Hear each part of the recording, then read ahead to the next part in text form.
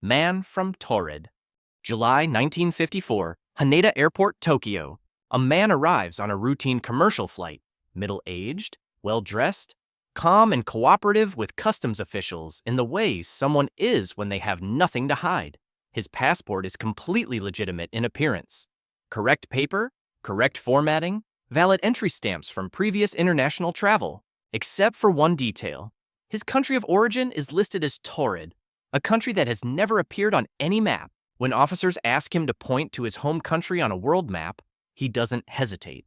He points immediately to the small border region between France and Spain, where the nation of Andorra sits. He stares at the map, then back at the officers. He's not nervous. He's not evasive.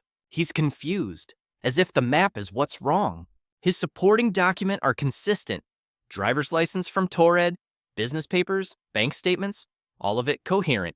Stumped, authorities lock him overnight in a high-floor hotel room. Guards stand outside the door. The windows are sealed shut. No balcony, no escape route. Next morning, he's gone. Every document with him. The room's never been explained. The man's never been identified. The most likely answer is fraud. An elaborate hoax by someone with resources and an exit plan nobody's ever found. Lincoln-Kennedy coincidences. Abraham Lincoln was elected to Congress in 1846. John F. Kennedy was elected to Congress in 1946. Lincoln became president in 1860. Kennedy became president in 1960. Both were shot on a Friday. Both were shot in the head. Both were shot in the direct presence of their wives. Lincoln's assassin, John Wilkes Booth, was born in 1839. Kennedy's assassin, Lee Harvey Oswald, was born in 1939. Both presidents were succeeded by men named Johnson, Andrew Johnson, born 1808, and Lyndon Johnson, born 1908. That's not 2 or 3 overlapping details. That's a list. Statisticians will tell you this is a well-documented cognitive phenomenon.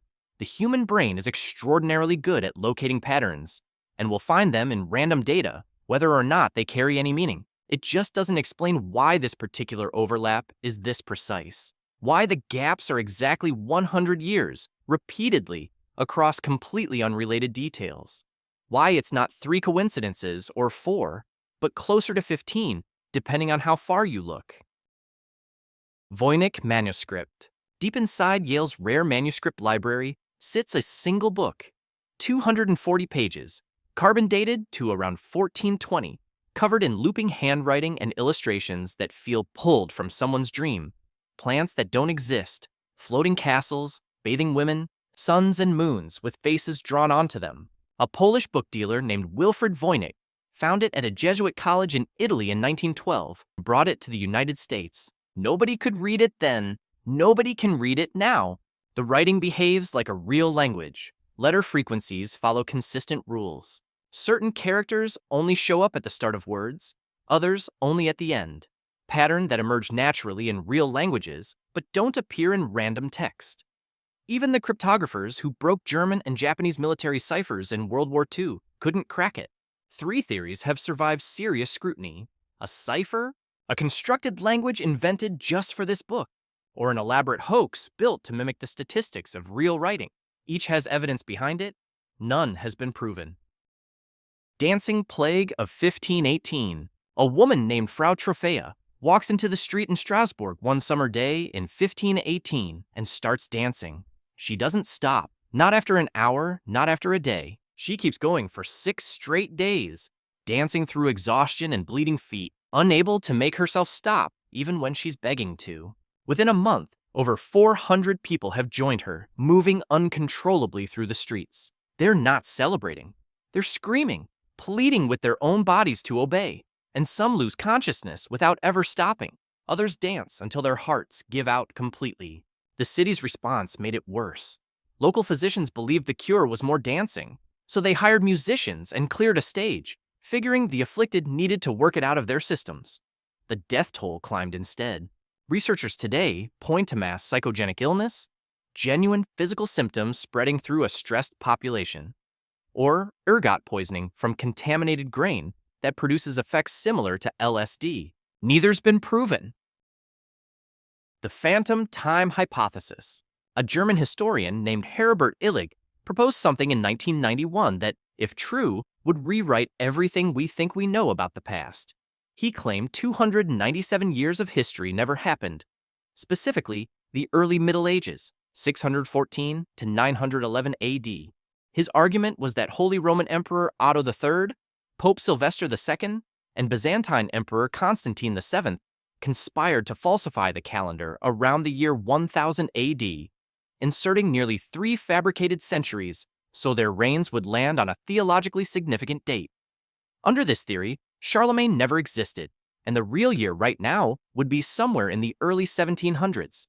Mainstream historians reject this almost entirely.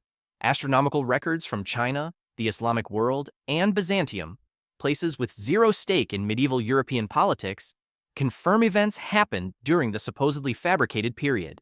But there's a real observation underneath the theory that nobody disputes. The early Middle Ages genuinely have far less independently verified documentation than the periods before and after them, the gaps acknowledged. The explanation for it is almost certainly something mundane. Almost certainly. Roanoke Colony. 115 English settlers establish a colony on Roanoke Island, off the coast of what's now North Carolina, in 1587. Their governor, John White, sails back to England shortly after for supplies, and a war with Spain blocks his return for 3 full years. When he finally gets back in 1590, the colony's empty, not burned, not attacked. The buildings have been carefully dismantled, like they were prepared for a move rather than destroyed in a panic. Personal belongings are gone. There's no blood, no struggle, no remains.